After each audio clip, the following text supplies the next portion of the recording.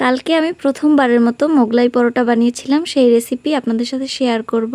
প্রথমেই 2 কাপের মতন ময়দা নিয়ে নিয়েছি, তারপরে স্বাদ মতো লবণ দিয়ে দিয়েছি, কিছুটা সাদা তেল দিয়ে দিয়েছি। লবণ এবং সাদা তেলটাকে ভালোভাবে মিশিয়ে পরিমাণ মতো জল দিয়ে ময়দাটাকে ভালোভাবে মাখিয়ে নিয়েছি। ময়দাটাকে কিছুক্ষণ রেস্টে রেখে দিব।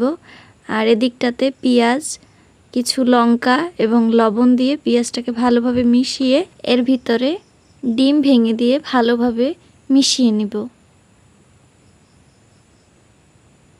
পেঁয়াজ, ডিম এবং কাঁচা লঙ্কাটাকে ভালোভাবে মিশিয়ে কিছুক্ষণ রেখে দিব। আর এদিকটাতে আমরা রুটি তৈরি করব। একটু বড় সাইজের রুটি তৈরি করতে হবে। আমরা এখানে রুটিগুলোকে বেলে নিয়েছি।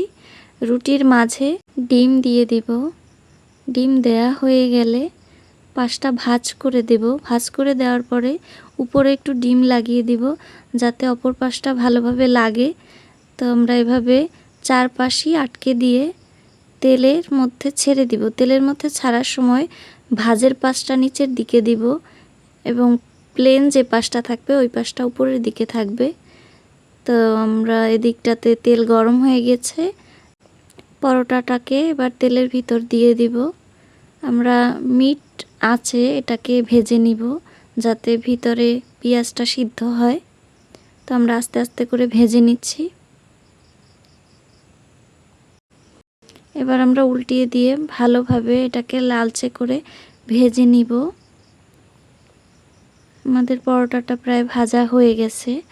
তো আমরা উঠিয়ে নিয়েছি। আমরা মোট 3টা পরোটা বানিয়েছিলাম, তারপরে সেগুলোকে ছোট ছোট পিস করে কেটে নিয়েছি। এই তো আমাদের রেডি মোগলাই পরোটা। সবাইকে ভিডিওটি দেখার জন্য অনেক অনেক ধন্যবাদ।